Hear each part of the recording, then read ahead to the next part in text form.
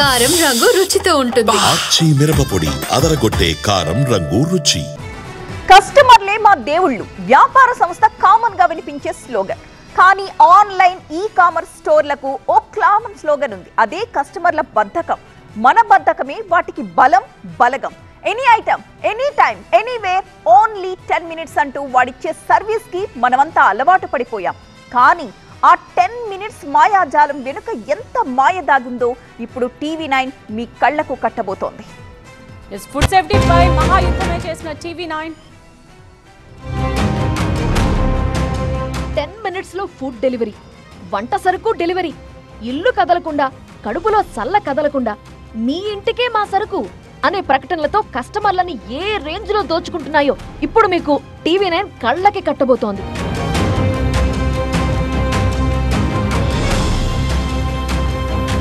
Packet తాజాగా ఉంటుంది, కానీ అందులో పదార్థం కుళ్ళిపోయి ఉంటుంది. మనింటికొచ్చే కూరగాయ చూసేందుకు బానే ఉంటుంది, కానీ దాన్ని స్టోర్ చేసేది ఎక్కడో తెలుసా? బాత్రూమ్ పక్కన మురుగునీటి కుప్పల్లో ఉంటాయి.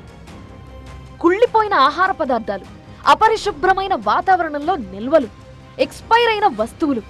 వీటినే మనం మార్కెట్ ధర కంటే ఈ కామర్స్ స్టోర్లలో 2 చెల్లించి మరీ తీసుకుంటున్నాం. అవి నాసిరకంగా ఉన్నా, పాచిపోయినా అలాంటి వాటినే తీసుకుని డబ్బులు తగిలేసుకోవటమే కాదు, మన ఆరోగ్యాన్ని బలి తీసుకుంటున్నాం. దీనంతటికీ కారణం ఏంటో తెలుసా? 10 minutes. వితిన్ 10 minutes లో ఇల్లు కదలకుండా సకలం మీ ఇంటికే వస్తాయి అనే ఒకే ఒక్క ప్రకటనతో ఈ కామర్స్ సంస్థలకి లొంగిపోయి మన జీవితాన్ని, జీతాన్ని వాళ్ల చేతుల్లో పెట్టేస్తున్నాం. కానీ 10 minutes డెలివరీ వెనుక ఎంత గూడు పుటాని ఉందో ముంబై జెప్టో మాయాజాలం చూస్తే అర్థమవుతుంది. 10 నిమిషాల్లోనే డెలివరీ అంటూ కస్టమర్స్ ని బాగా అట్రాక్ట్ చేసిన జెప్టో మెల్లగా షాక్ ఇవ్వటం స్టార్ట్ చేసింది. హైజెనిక్ స్టోరేజ్ తో ఫ్రెష్ కూరగాయలు, పండ్లతో పాటు గ్రోసరీస్ ఆర్డర్ చేసిన 10 నిమిషాల్లో డెలివరీ చేస్తామని మంచి మార్కెట్ షేర్ సంపాదించింది జెప్టో. ఫ్రెష్ అనే పదాన్ని పక్కన పెట్టేసి బూజు పట్టి కుళ్ళిపోయిన వస్తువులని డెలివరీ చేసి కస్టమర్లకి షాక్ ఇచ్చింది జెప్టో. కస్టమర్లకి నాణ్యత లేని వస్తువులను డెలివరీ చేయడంతో food and drug administration FDA సంస్థ జెప్టోపై రైడ్ చేసింది. ఇక్కడ మీరు చూస్తున్న స్టోర్ మహారాష్ట్రలో ఉన్న జెప్టో సంస్థదే. కస్టమర్ల ఫిర్యాదుతో సోదాలు నిర్వహించడంతో కళ్ళు చెదిరే వాస్తవాలు బయటపడ్డాయి.